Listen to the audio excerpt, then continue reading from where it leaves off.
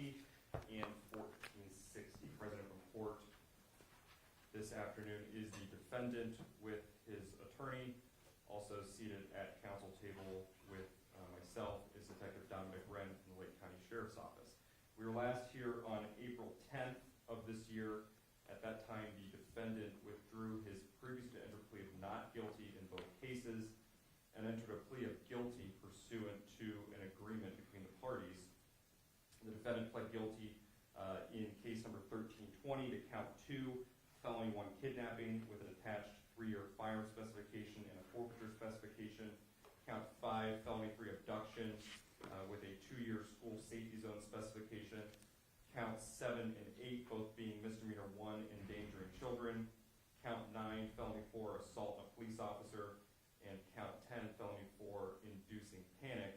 In case number 24 CR 1460, the defendant pled guilty to an amended count 1, felony 5, obstructing official business in violation of Revised Code 20-21.31A.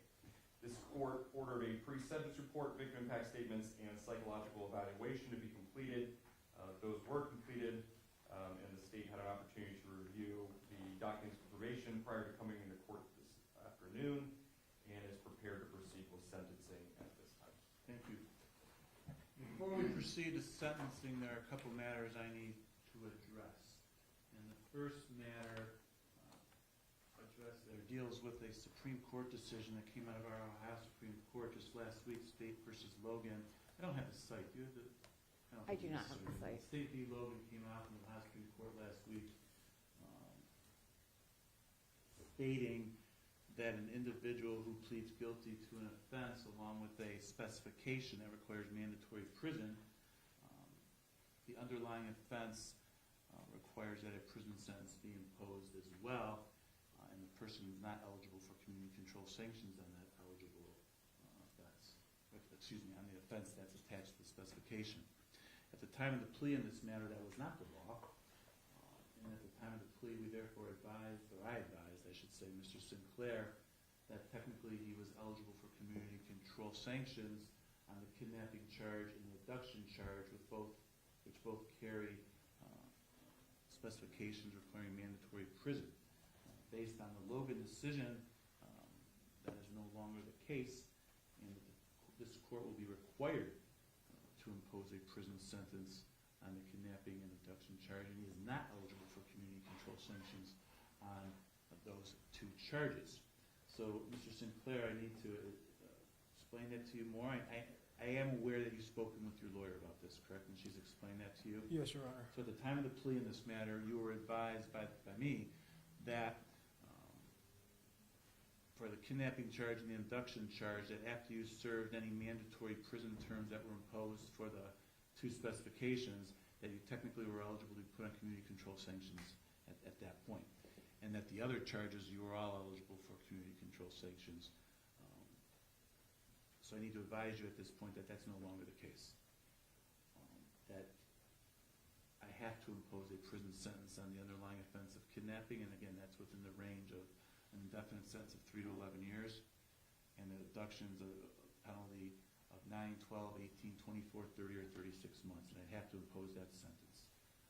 Do you have any questions for me about that? No, Your Honor. I want to give you a moment if you want to discuss this with your lawyer. I know you have previously done that, but I want to make sure this is something that you still want to go forward with. Certainly with the law changing, you could have grounds to withdraw your plea and go to trial if you wanted to do that. But I want to give you a moment to talk with your lawyer, make sure that you still want to proceed with your plea and that you don't want to rescind that and you want to go forward. So why don't you take a second, and you probably talked already, but just take a second and make sure that's what you want to do. Your Honor, Mr. Sinclair has indicated that he would still like to proceed. Is that correct, Mr. Sinclair? Yes, Your Honor. So knowing that I have to impose a prison term on the kidnapping and abduction, you still want to maintain your plea of guilty to those 2 charges? Yes, Your Honor. All right. Mr. Downey, something you want to say? The citation was 2025 Ohio 1772. Thank you. All right, then we will go forward at this point with the sentencing hearing, with the defendant having been advised of the change and the fact that he is not eligible for community control on counts 2 and 5. forth the sentencing, but prior to that, I do want to take a moment to advise the defendant of what his duties will be to enroll as a violent offender. This was discussed at the plea as well, that he would be required to do this. So I'm going to advise him of these responsibilities and obligations at this time, and then we'll proceed with the sentencing. So, Mr. Sinclair, because you have pled guilty to a violent offense, you will be required to register with the violent offender database in the county, with the sheriff of the county that you're going to reside. And I need to advise you specifically of what your obligations are. So, before I do that, let me just make sure on the same page here. Your full name is Alexander Stephen Sinclair? Yes, Your Honor. And that's Stephen with a V, correct? Yes, Your Honor. Your expected residence address, I have it as printed at 98 Palm Boulevard in Madison. Correct. And the phone number of 216-650-2746. Yes, Your Honor.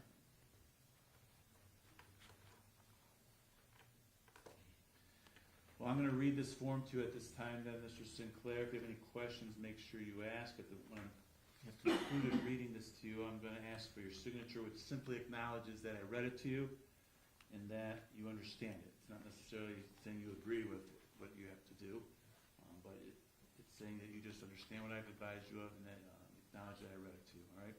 Yes, Your Honor. All right, you have been convicted or pled guilty to a qualifying violent offender offense as defined in our revised code, section 2903.41. If you are not sentenced to a prison term, you're required to enroll in the violent offender database personally with the sheriff of the county in which you reside 10 days after being sentenced. If you are sentenced to a prison term, you must enroll in the database personally with the sheriff of the county in which you reside 10 days after release from your incarceration. If you are an out-of-state offender, you must enroll in the database personally with the sheriff of the county in which you reside or occupy a dwelling within 10 days of either one, residing in or occupying a dwelling in Ohio for more than 3 consecutive days, or 2, residing in or occupying a dwelling in Ohio for an aggregate period in a calendar years of 14 days or more. Now, when you register, you will be required to provide the following information to the sheriff: your full name and any aliases that you use, your residence address, your social security number, any driver's license number or commercial driver's license number, or any state ID card number issued to you, any information regarding the offense of which you were convicted or pled guilty, the name and address of any place where you were employed, the name and address of any school or institution of higher education that you attend, the license plate number of each vehicle owned or operated by you or registered in your name, any vehicle identification number of each of those cars, and a description of each of those vehicles. You're also required to provide a description of any scars, tattoos, or other distinguishing marks on your person. Now, you're also required to provide to the sheriff fingerprints and palm prints. The sheriff will also obtain a photograph of you at that time of your enrollment.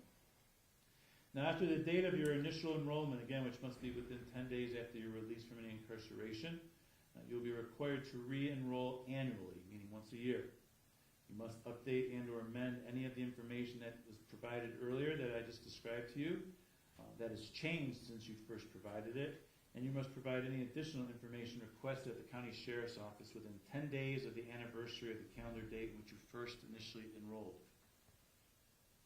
If you change your residence address during the 10-year enrollment period, you shall provide written notice of that change to the sheriff with whom you most recently enrolled, and to the sheriff in the county in which you intend to reside within 3 business days of the change of address.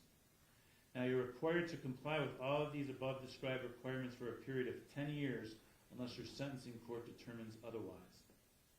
Now, since your expected residence address is in Lake County, you will enroll in person no later than, again, 10 days after release from any incarceration with the Lake County Sheriff's Office located at 84 North State Street, Painesville, Ohio, 44077.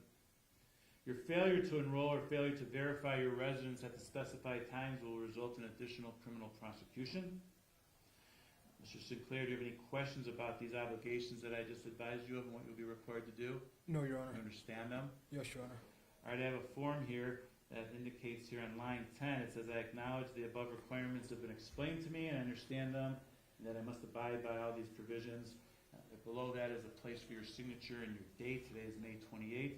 I'm going to ask that you sign this document again, which is simply acknowledging that you understand it and I read it to you and then I will sign it after that. So Mr. Shadow, if you could provide this to Mr. Sinclair, with the final Right. form. Yep.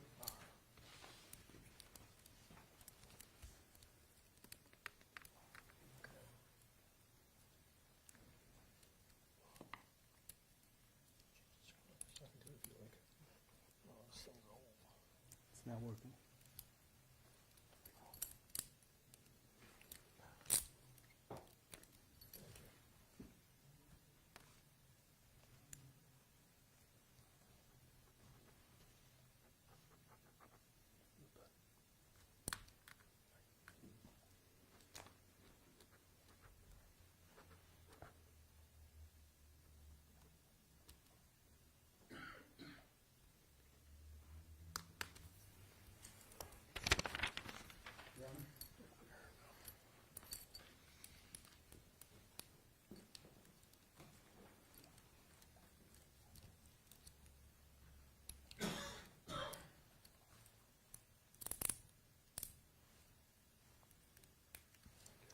So Mr. Sinclair, you sign this document?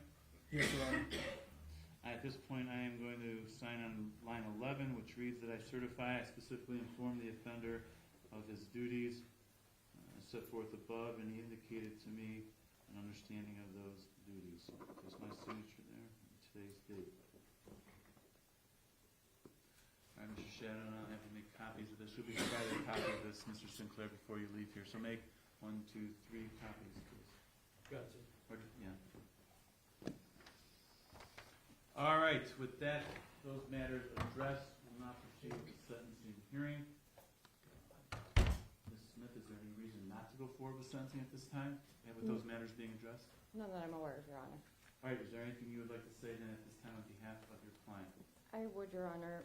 Prior to coming to court today, I did have opportunity to review the pre-sentence report and also review it for any inaccuracies or inconsistency with the information my client has reported to me, and I found none.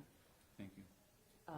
Your Honor, the magnitude of this case, I'd like to outline for the court, although we are aware that it was serious and the indictment was large, just for purposes of context. Mr.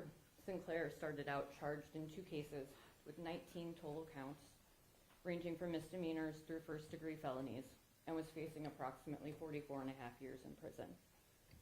The victims in this case are widespread.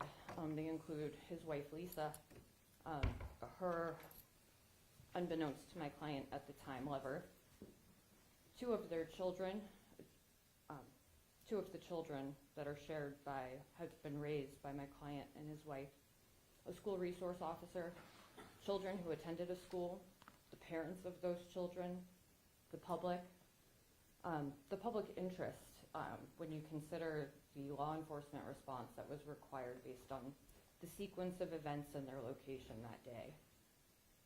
The harm in this case was widespread, but the seriousness of the physical harm to each individual was minimal, and I specified physical there for a reason.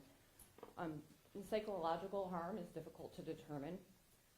We don't have any individual reports from the children in the school that I'm aware of as to what lasting effects this may have on them.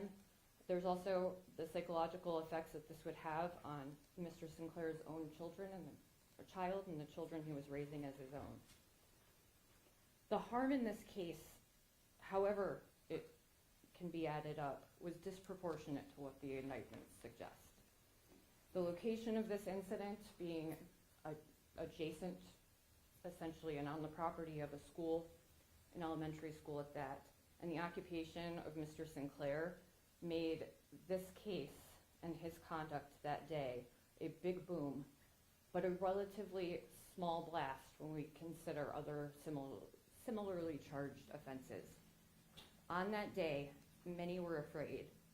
However, luckily, thankfully,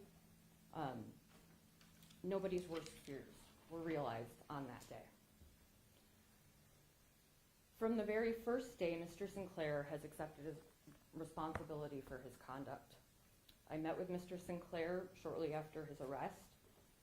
He was immediately forthcoming about what he did, his concerns around it, his regret, his remorse and his devastation. And on the first time that I met with Mr. Sinclair, he was prepared to serve a prison sentence for his conduct on the state. The agreement that Mr. Sinclair pled to was extensively negotiated between the state and Mr. Sinclair, and it's my belief that we reached a conclusion, a result that accounts for all of Mr. Sinclair's conduct and really leaves very little out. Because Mr. Sinclair was previously a law enforcement officer, he has a familiarity with the criminal justice system that many defendants don't. Because of that familiarity, he and I were able to go through each element of each offense to which he has pled guilty, and he has acknowledged with me the individual conduct that amounts to each offense. It is an incredibly thorough statement of accountability. And this plea agreement is not any sort of deal or gift or pass to Mr. Sinclair. Mr. Sinclair pled to 7 counts and now faces approximately 28 and a half years in prison after Reagan-Tokes is applied. Mr. Sinclair's remorse is deep, and we will elaborate on that further. Mr. Sinclair has made it clear to me that he does not want the lesson that he has to learn and the lesson that other people can learn from his bad choices on this day that will likely be one of the worst of his and others' life. He does not want that to be wasted. He's indicated he wants his conduct, his decisions, his mistakes and their consequences to serve as a lesson to all, whether or not those people are law enforcement officers. And the lesson is that one day, one choice can change everything. Neglecting your mental health and your personal well-being leads to unhealthy and bad choices with devastating consequences to yourself and to those who you love the most. A few facts of this case that are relevant to the framework and the background upon which everything occurred are, as previously stated, Lisa Chorba, one of the victims in this case, is Mr. Sinclair's wife. They had been married for 4 years. They got married on October 31st, 2020. This incident occurred on October 31st of 2024. The morning of October 31st, Mr. Sinclair and his wife woke up in their bed together, and they went about their normal daily tasks, getting the kids to where they need to go to and such.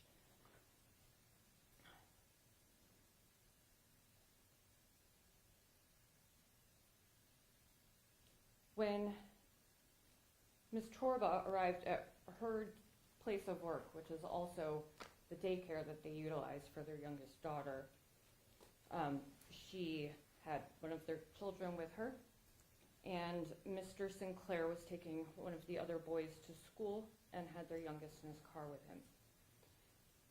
He went up to his wife's place of work with their daughter, first to see if she was going to be going to school that day because she had a broken leg, and to take her an anniversary card. When he pulled into the parking lot, he found his wife outside of her car in a romantic entanglement with another man. This was devastating to Mr. Sinclair, and it does not excuse his conduct, but it does provide some explanation as to how he arrived at the mindset and in the precarious position he found himself that day to make some of the worst decisions of his life.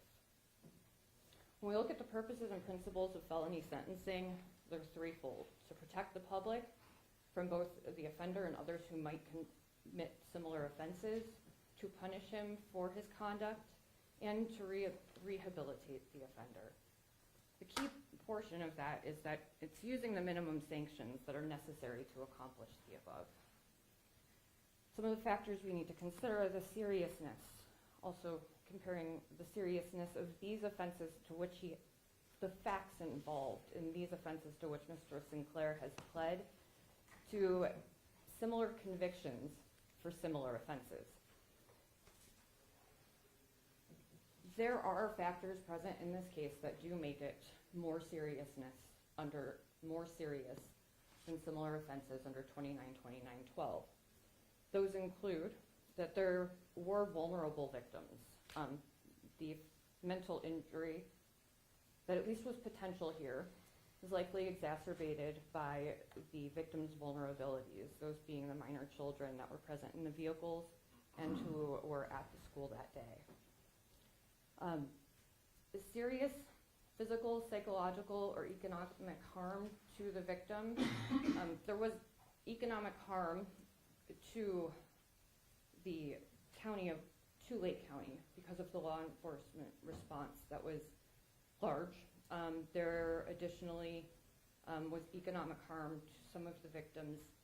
There was not serious physical harm to any victim, and the psychological harm is difficult to determine at this time. There are three factors that can make an offense more serious.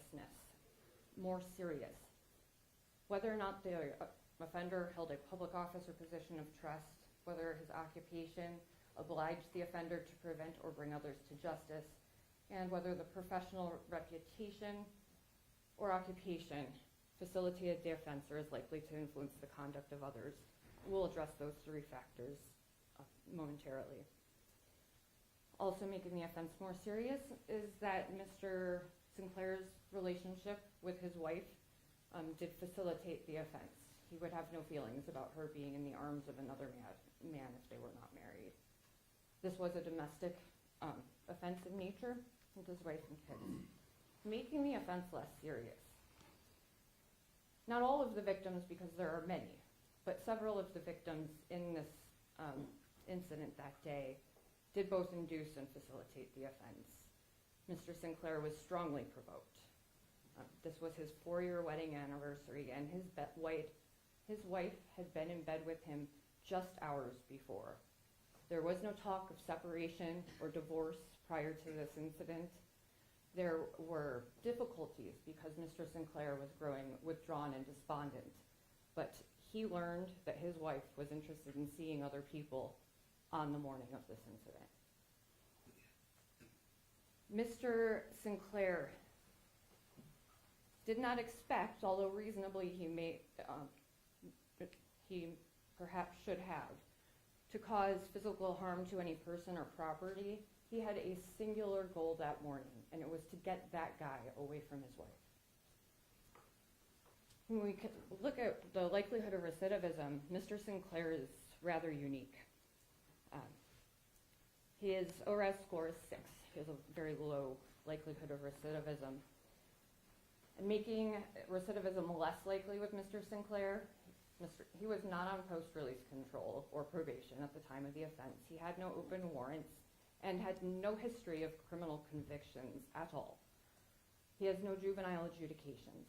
He had no incidents in the jail, and I state that with the awareness we should have here that our pre-sentence reports now indicate even the most de minimis jail violations.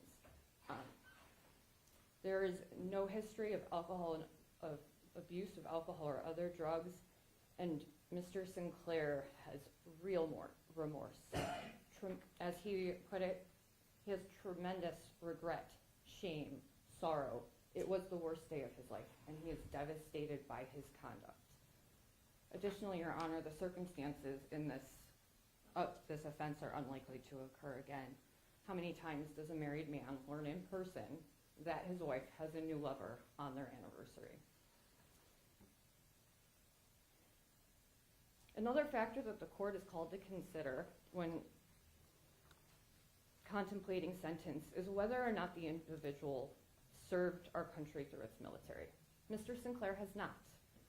But I submit to the court, and any court that may review this case, that somebody's status as a police officer is very similar to the revere that we should have for what they do, and their role for our society is largely similar. I'm going to interrupt you for 1 second. I don't necessarily disagree with you, but you can't have it both ways here with that next argument you're going to be making about that it can't consider that in terms of making it more serious. you want me to ignore his status as a police officer in terms of making it more serious, but take it into consideration for making it less serious. My Or position less is, recidiv, I don't know what factor you want me to consider it for, but you're asking me to take into consideration for some purposes and not other purposes. actually, Your Honor, what I'm asking the court to do is to consider that in light of the principle set forth in State v. Mole, that the 3 sentencing factors that would hold a law enforcement officer to a higher standard than the general public are unconstitutional and therefore should not be And I considered. don't intend on following the law, the Supreme Court's decision in Mole. The offense he committed has nothing to do with his role as a police officer. I don't think anyone's arguing that.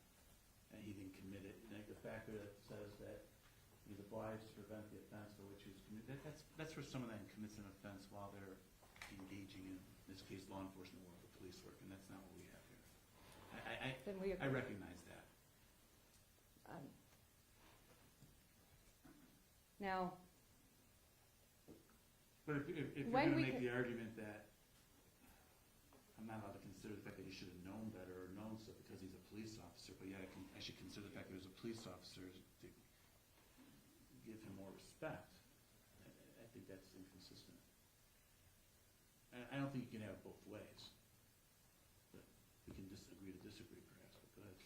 I think we actually agree more than we disagree, Alright. Your Honor, but That's a first. I think it might be our phrasing that is a little, where our disconnect comes in.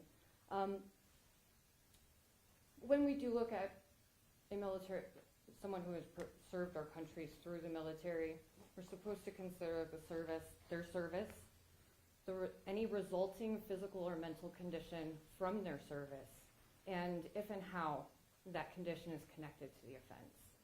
And that gets to the heart of the parallel between our law enforcement officers and the members of our military. While law enforcement is not a combat role by definition, in many police districts, parallels could be made to war zones. Where somebody is acting to protect and serve us, whether it be our nation as a whole or a local community, and there is a resulting physical or mental condition from that service that is connected to the offense, I would ask the court to consider that. It's that specific as to Mr. Sinclair. We'll get into the mental health component of this in a moment. The court is also asked to consider any other factors that are relevant to achieving the purposes and principles of sentencing via the least restrictive and burdensome means available and appropriate. Mr. Sinclair, prior to this offense, was a husband. He'd been married for 4 years. He was a Lake County homeowner and had purchased a home outright in the city of Madison in August of 2024, just 2 months prior to the instant offense.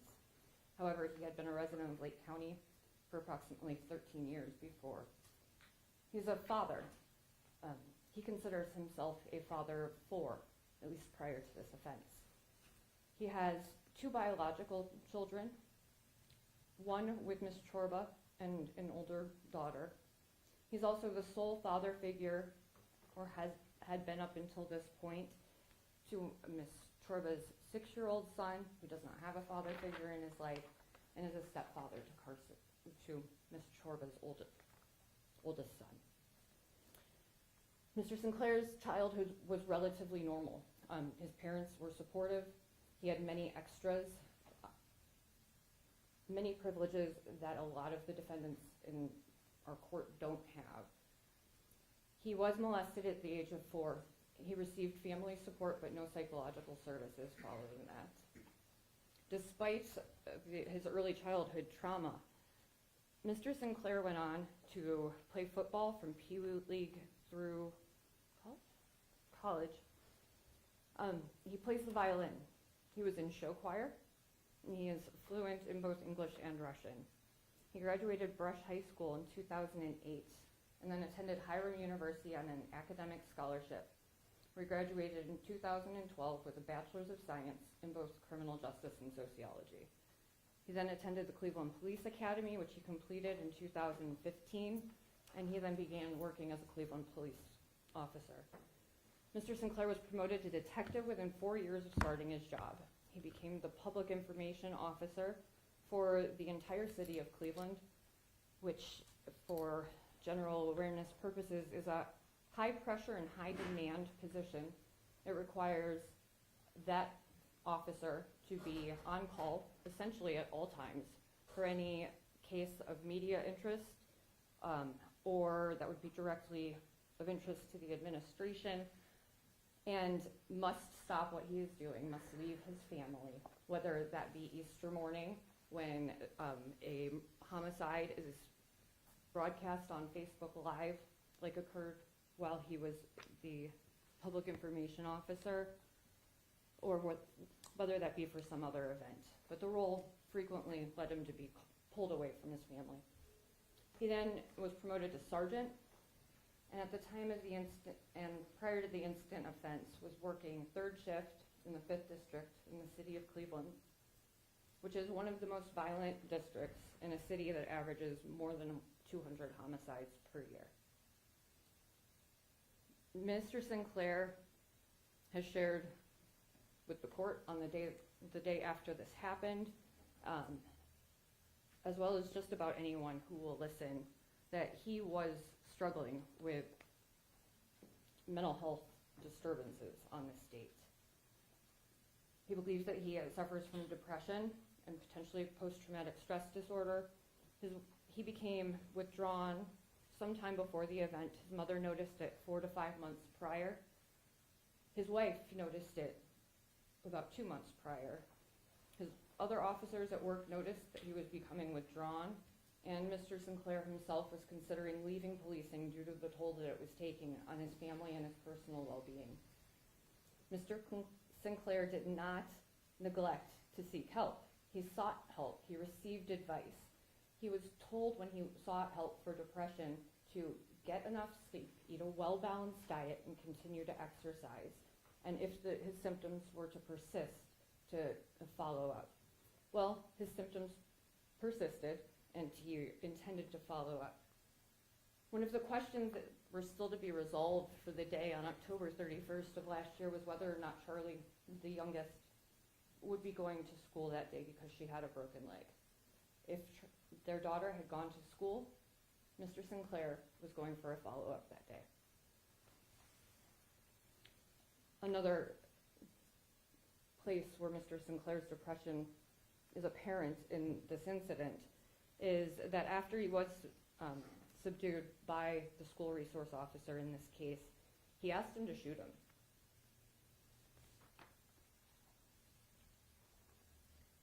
Mr. Sinclair has recently resigned from the Cleveland Police Department. He was allowed to resign in lieu of termination in connection to this instant offense and this only. While he was actively policing, Mr. Sinclair received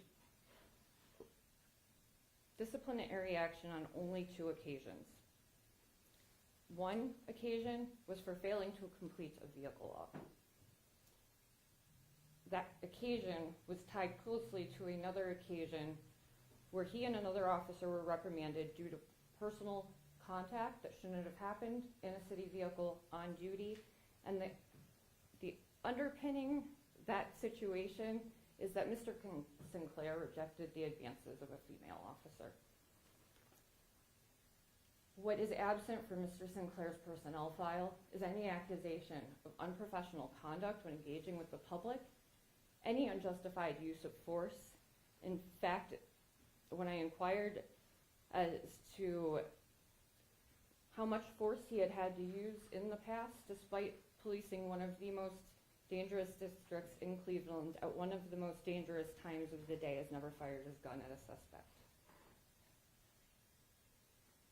I'm not only Mr. Sinclair's attorney, I'm a Cleveland resident, and I came to this work through advocating for police reform.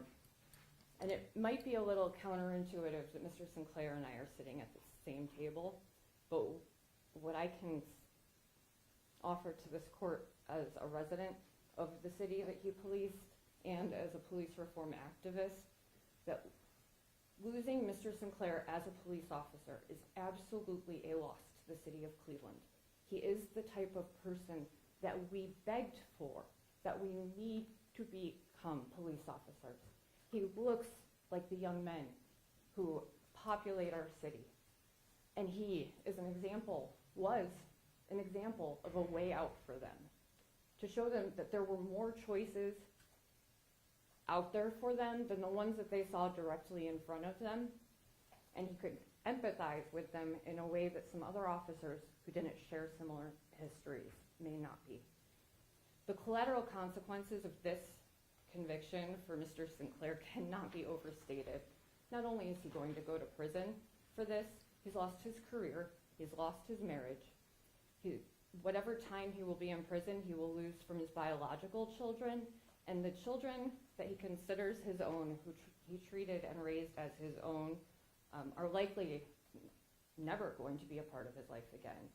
He's lost the home that he purchased in Madison, and his entire life as he knows it. Mr. Sinclair will live with the consequences of his actions from October 31st, 2024, for the rest of his life, no matter what prison term the court imposes.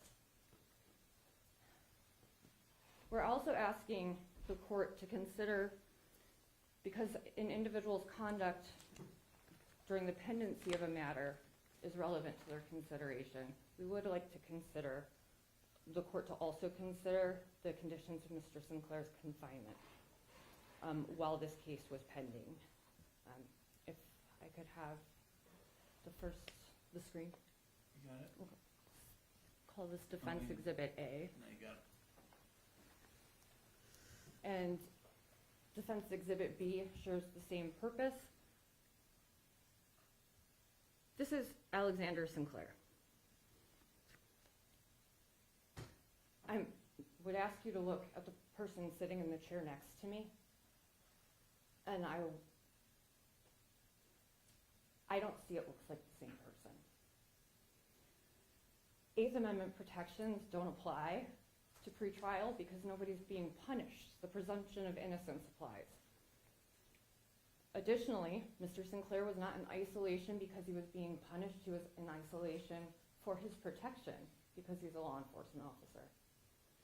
In Ohio, there are statutory limits on how isolation can be used as punishment. And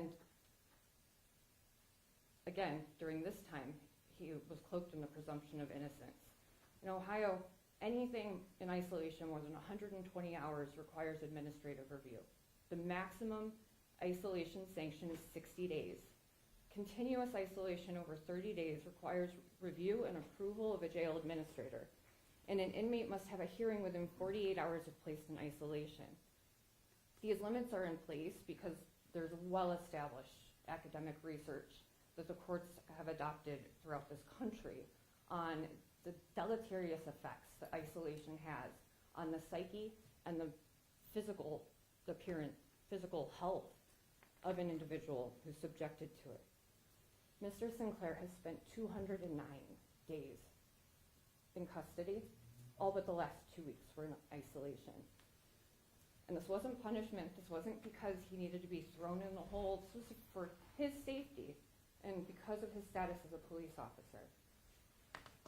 In the pre-sentence report, in the psychological evaluation, the assessor described Mr. Sinclair as thin, avoiding eye contact, he was restless, he was anxious with a flat affect, had a tangential thought pattern, and found that he met the diagnostic criteria for adjustment disorder.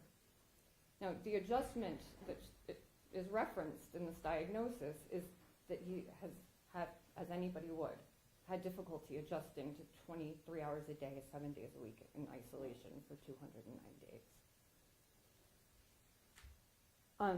The pre-sentence report also notes that Mr. Sinclair, while he had a largely normal and positive upbringing with a supportive mother and family, that his trauma history is significant due to the policing, due to the first-hand witnessing of violent experiences over and over.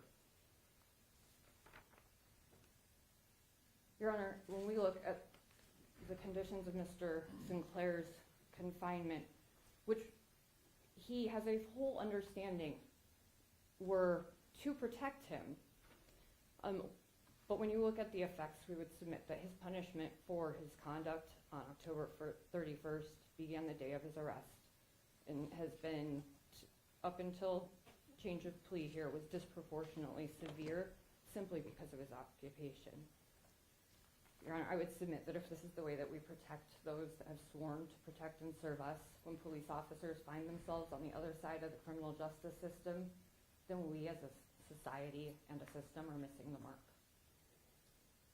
In light of everything that we have set forth for this court, as well as the information in the pre-sentence report and what was discussed in chambers, Your Honor, we are asking the court to impose a minimum sentence here of 6 years, 3 years on the felony of the first-degree kidnapping, 3 years on the gun specification on that count, and 2 years on the firearm specification attached to the abduction, with the 3 and 2 year specifications being run concurrent. Thank you.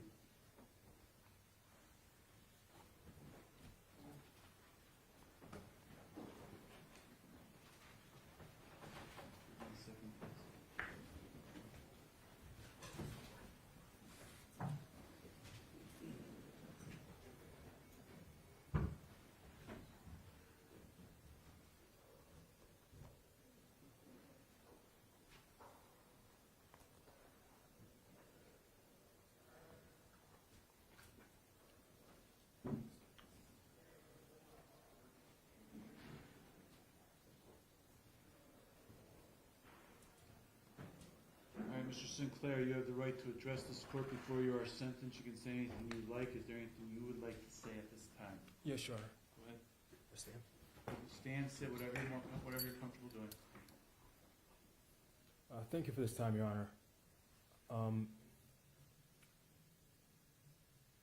Very quickly, I buried my father and my stepfather within about a year of each other. And I can say without a doubt that October 31st, 2024 is the worst day of my life. As has been talked about multiple times,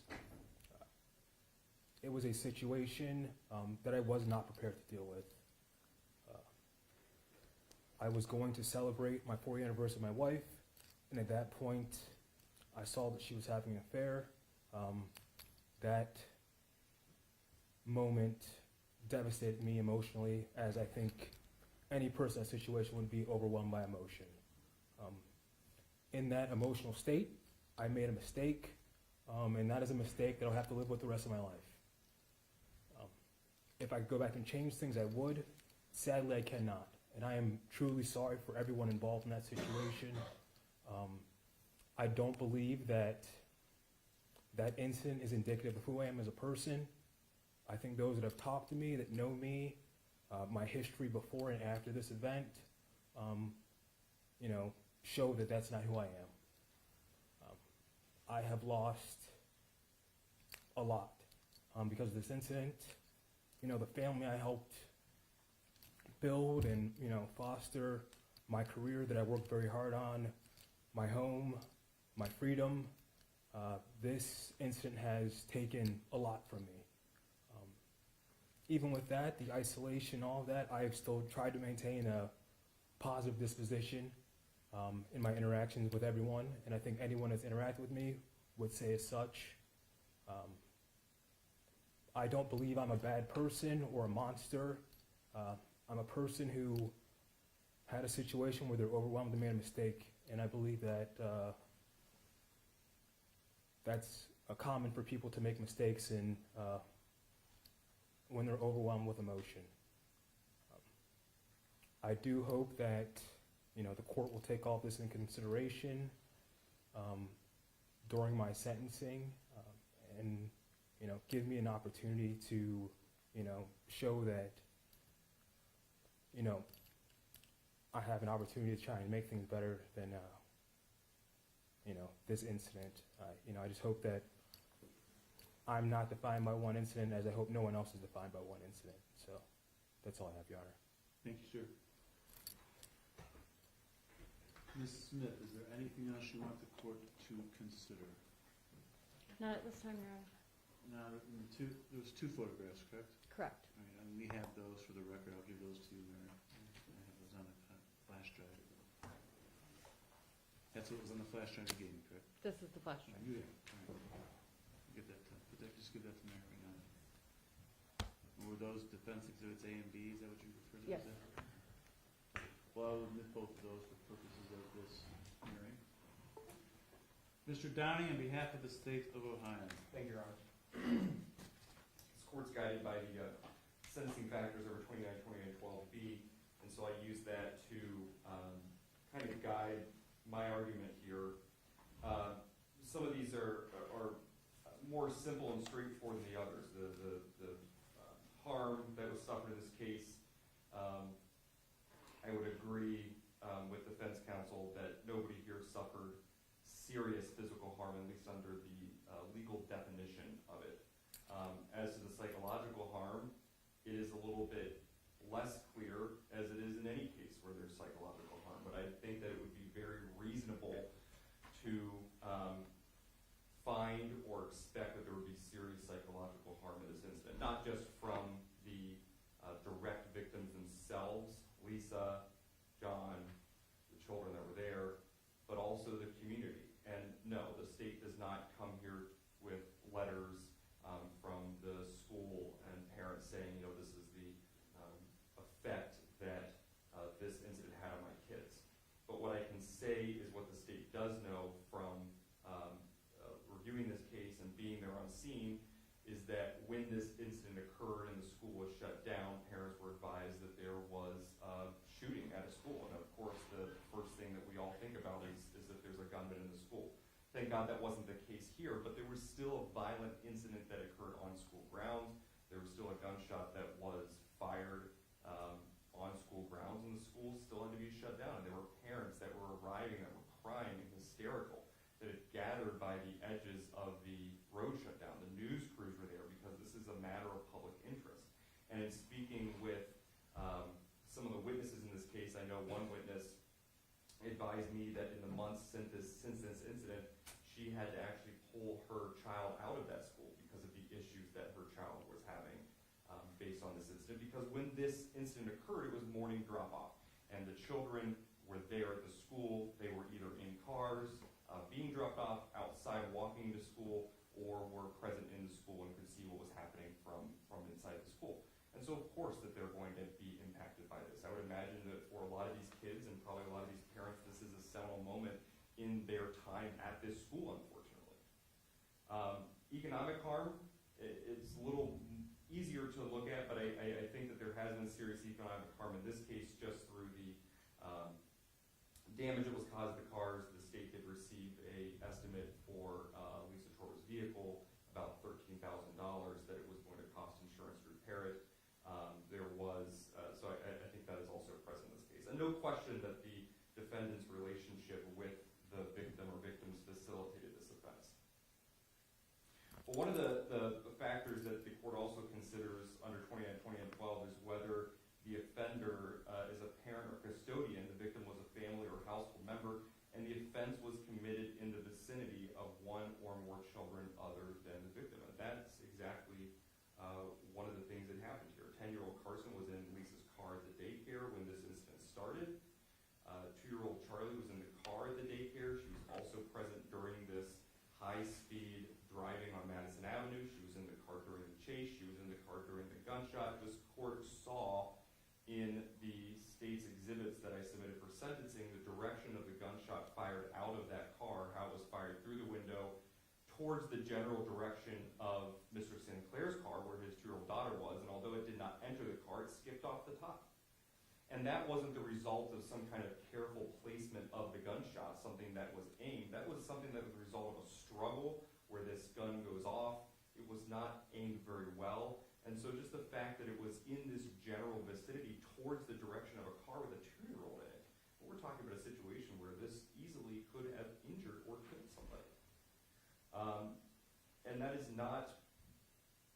credit of the defendant in this situation.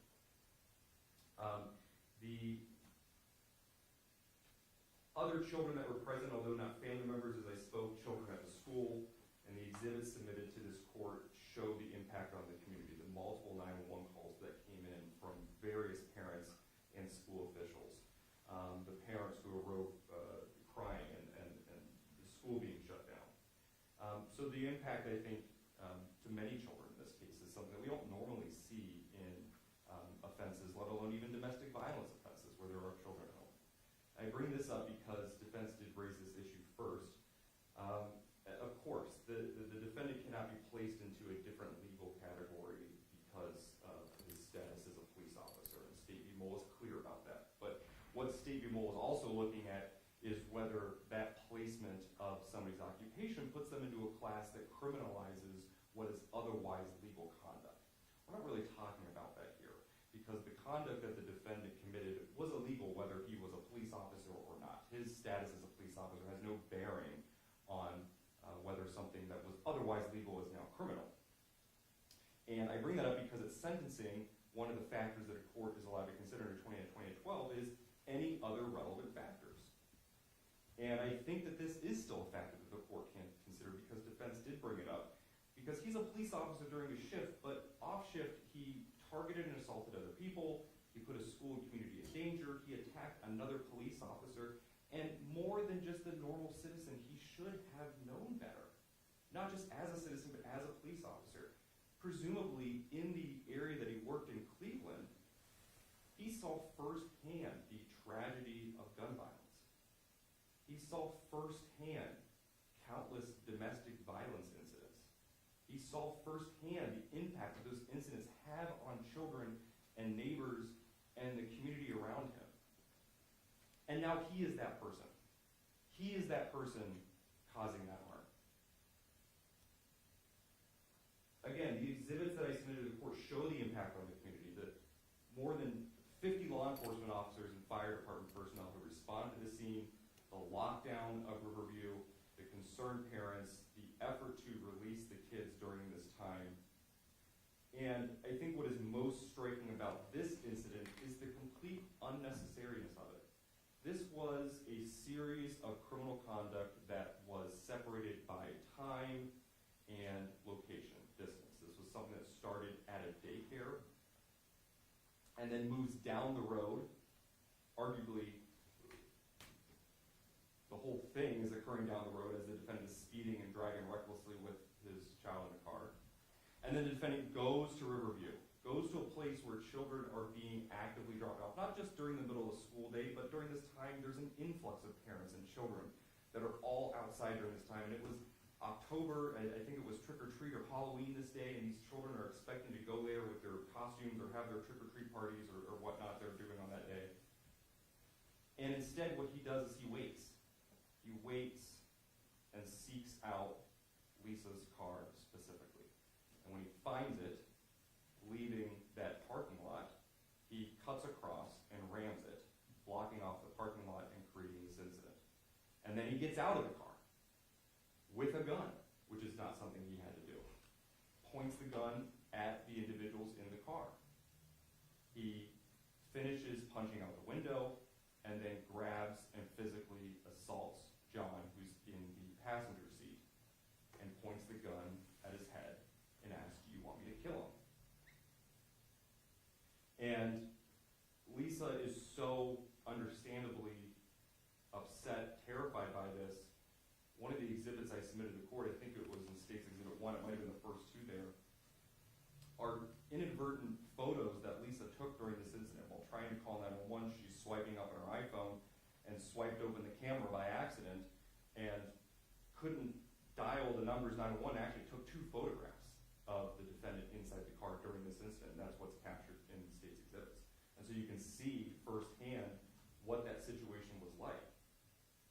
And then, as she's pleaded with him to stop, he continues, eventually dragging John out of the car and pointing the gun at him again. Eventually, Deputy Ward has to come and tell him to drop the gun, which he does. In most situations, that would end the incident. But then he attacks Deputy Ward and gets in a struggle with Deputy Ward, injuring him. and there has to be a taser that's deployed. So these are all things that, yes, they're part of the same overall crime. That's why they're in one indictment. But when you look at what really occurred here, these are separate incidences that had multiple stopping points. And at every point where the defendant had a choice to stop or continue, he continued. And it wasn't until law enforcement forced him to stop that he stopped.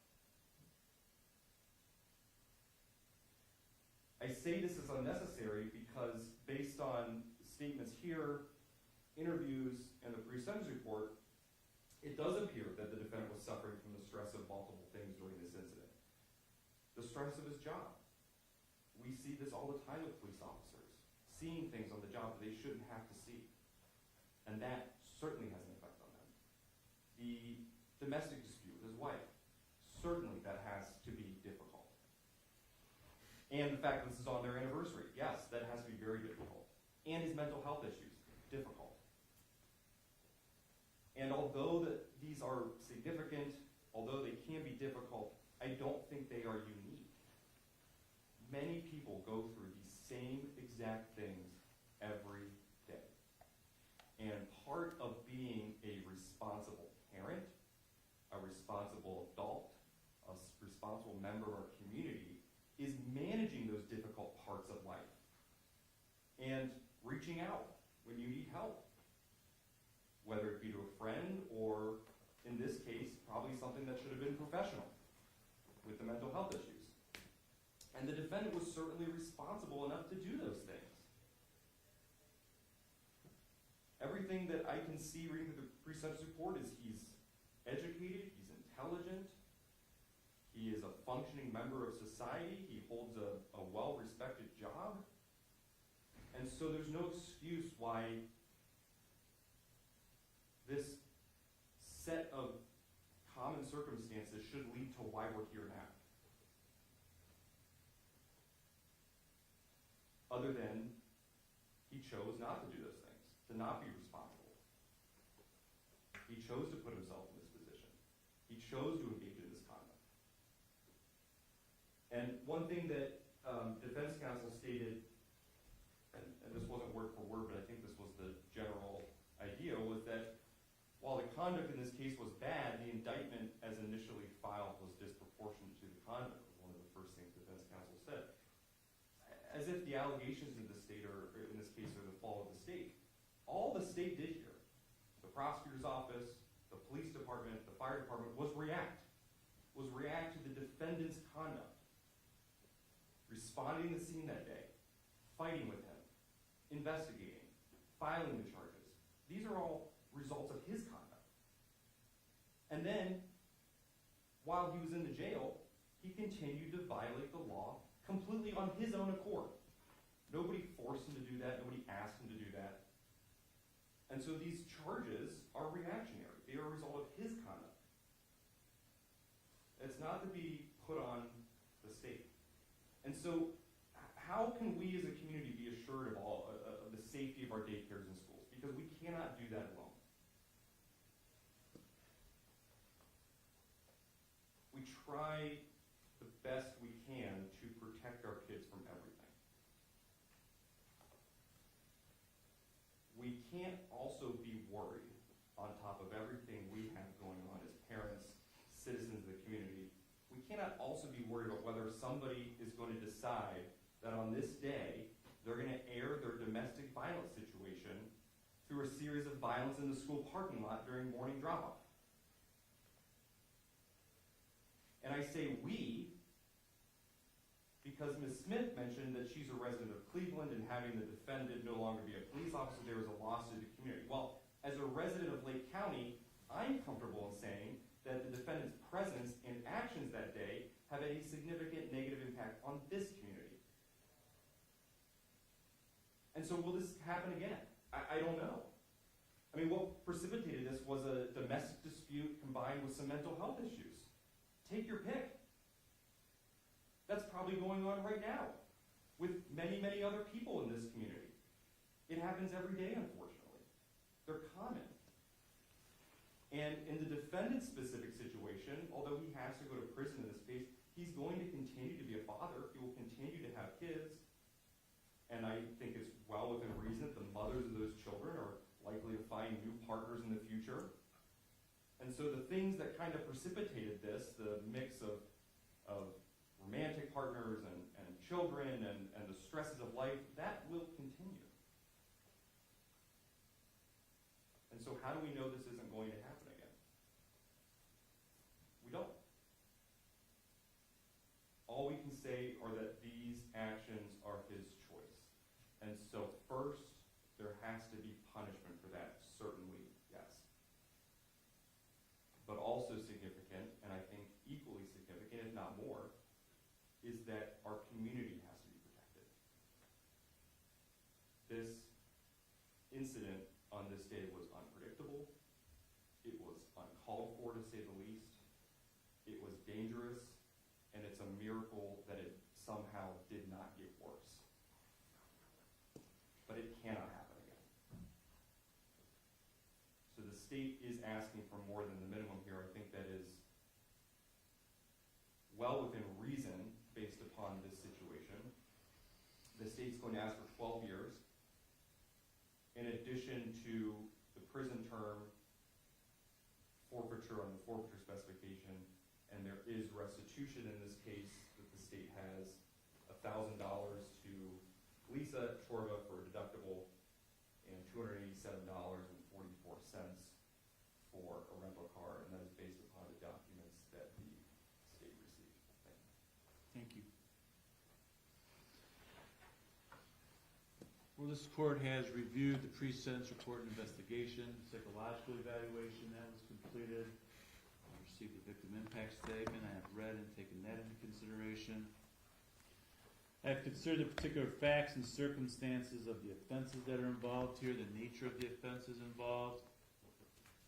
I have further considered everything that's been said here today. Comments from Ms. Smith on behalf of the client, statement of the defendant, statement and comments made by prosecutor, the recommendations of the parties. All of this is considered by this court in light of the purposes and principles of felony sentencing which are set forth in 292911 of the revised code. Now, as for the factors in 292912, factors which indicate that the conduct is more or less serious, the court finds in regards to the offense that occurred in the school after the defendant ran his car into the victims, the kidnapping, the abduction, endangering children. The relationship clearly with the victim, his wife, facilitated the commission of the offense. But there were many, many victims here, which makes the offense, quite frankly, in my view, more serious. I've been doing this for a long time, but I don't know if I've really ever had truly a community as a victim. And we have that here. The school community is clearly a victim here. And the school community branches out to the family and parents. The fact that this occurred on the school grounds, an elementary school grounds at the time of drop-off, makes this much more serious. The children and the ages of the children make it more serious, and it exacerbates the mental injuries suffered by these children. And while there is no measurable tool that I could look at to say, oh, there is serious physical harm, there is clearly serious physical harm. Well, one, I received the victim impact statement from the victim detailing the impact it had on the child involved here. And I can tell you that there's serious psychological harm in that regard. But in regards to the children that were at the school, the parents that start hearing about this and hearing that there's a school shooting, while this may not be what we typically consider as a school shooting, that's how it's being reported, and that's what's going through the minds of every parent and person that hears about this. Clearly causes serious psychological harm. Makes it more serious.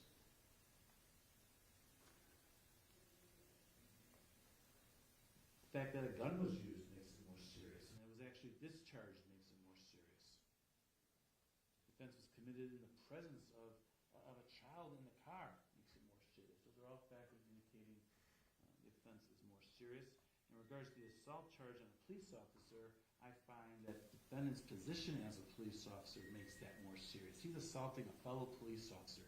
He knows exactly what Officer Ward was doing at that time, what he was supposed to be doing at that time, what he was trying to do, and he engaged him in the behavior that he did. Being a police officer, knowing what the police officer was trying to do, he's still engaged in that conduct. That makes that assault on a police officer more serious. As far as factors indicating the conduct is less serious, I do note the defendant did act under strong provocation. No question. I don't think anyone disputes that.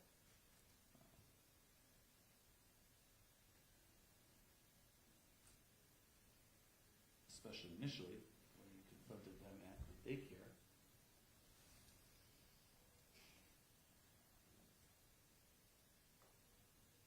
As for recidivism factors, the court finds as factors indicating recidivism is more likely that the defendant did violate conditions of his bond initially.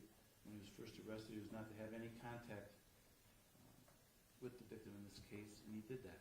He continued that contact with her. Now that stopped after, I think, our hearing we had on the bond hearing. I don't believe there was any more violations of that after that, but that did occur initially, despite being ordered to have no contact. He did have contact. As for factors indicating recidivism is less likely, there's no prior criminal history at all. No delinquency adjudications when he was a minor, no convictions as an adult. He led a law-abiding life for a significant number of years, basically his entire life.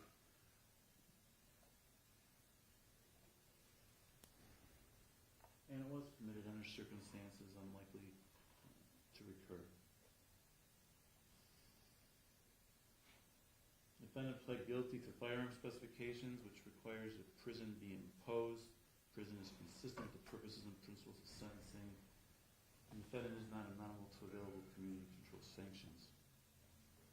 Now, as I indicated, I do understand the emotions involved in learning what you learned that morning. But that does not justify, does not excuse the actions you engaged in. As a police officer, you should know that, and you should know better, and I believe it's appropriate to consider that status as a police officer in this regard. Now, if this conduct had necessarily, it stopped when you initially discovered what was going on at the daycare center, and the conduct you engaged in there, and approaching the car, breaking the window, making the threats there, if that's what this entailed, I don't even know if we'd be here. But it continued. It escalated. You got back in your car, time has lapsed, and you continued following them. And you went to an elementary school. Went to an elementary school at the time where kids are being dropped off at this elementary school.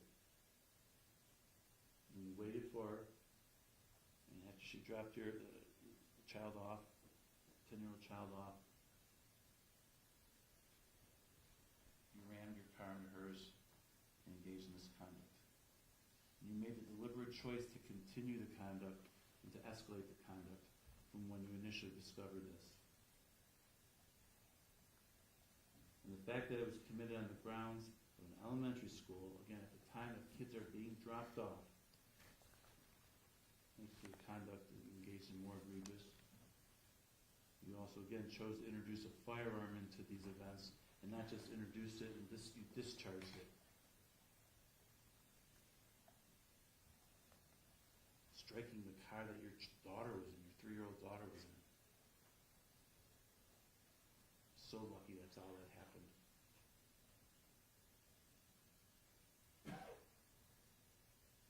And in regards to the inducing panic, I don't know if you can find conduct which could be more serious or the worst form of the offense of inducing panic than what you have here,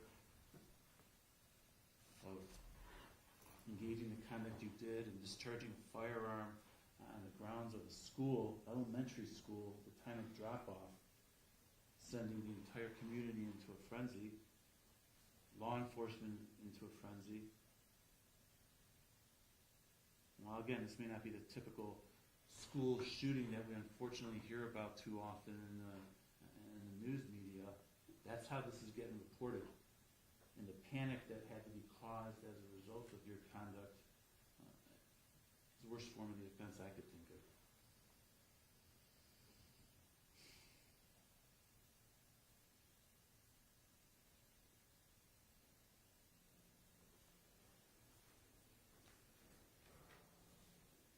Considering all the foregoing, the court hereby imposes the following sentence. On count 2, the charge of kidnapping, it's the sentence of the court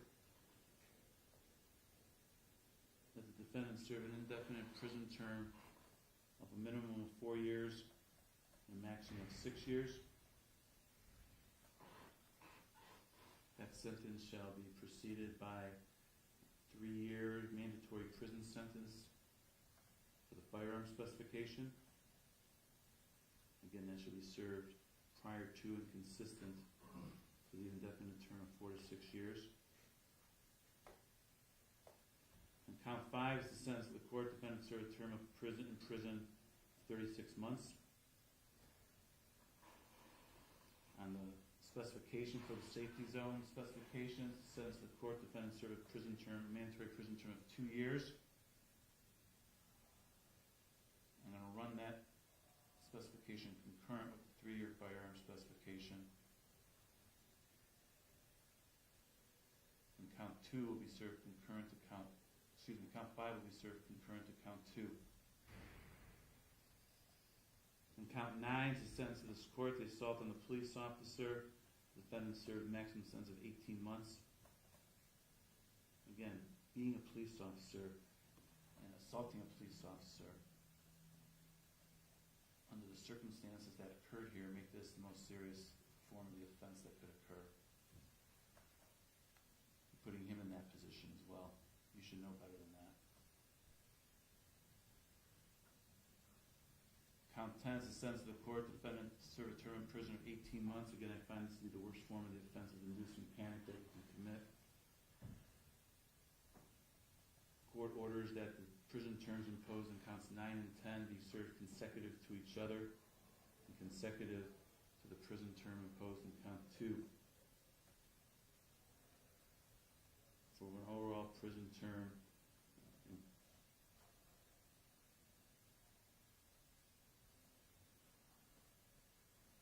a minimum of 7 years, maximum of 9 years, plus 3 years for the firearm specification, which is an overall total of 10 years. Defendant has credit for 210 days he's already served. We'll be given that credit. In order the forfeiture of the instrumentality of any contraband set forth in the specification in count 1. I need to advise you upon your release from prison, you'll be placed on post-release control for a minimum of 2 years up to possibly 5 years. It's mandatory for at least 2 years. While on post-release control, if you violate any of the conditions of your supervision, the parole authority can return you to prison as punishment for violating their rules for another 9 months for each violation you commit, up to an overall maximum of 50% or half of the prison term I just imposed. Any additional prison term imposed for violating post-release control is being imposed as part of the sentence at this time. In order to defend and pay all costs incurred in this action, I'm also going to order restitution to the victim Lisa Chorba in the amount of $1,287.41. That is broken down as $1,000 for the deductible she had to pay, $287.41 for the rental expense she had to incur for the rental car.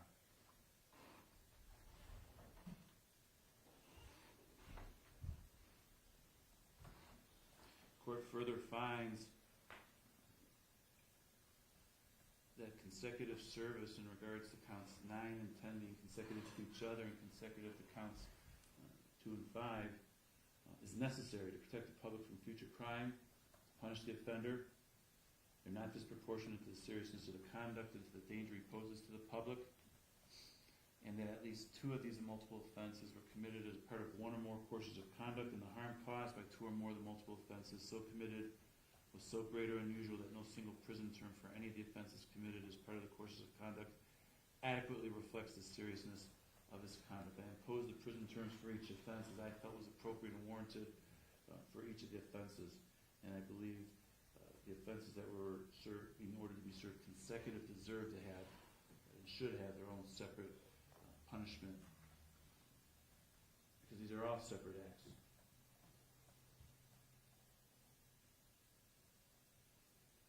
And they deserve to be punished separately.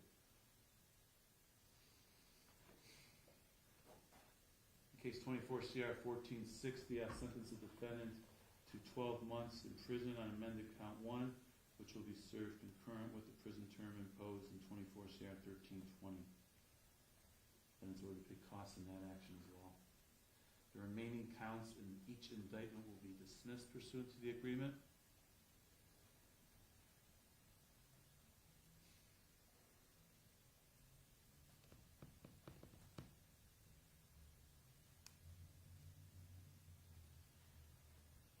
I think that covers everything. Mr. Downey, is there anything else for the record that I omitted that you want to add to the record that you care to discuss? No, Your Honor, well, just, yes. Clarify too, if you want. By law, I know counts 7 and 8, the misdemeanors. Oh, I didn't, yeah, I'm sorry. I'm gonna impose a sentence of 180 days on each count 7 and 8. Those will be served concurrent with each other, as well as all the other counts by law that must be served concurrent. Thank you for that. I have nothing further. Ms. Smith for the state, or for the defense, I'm sorry. Not on behalf of Mr. Sinclair. All right, thank you all. All rise.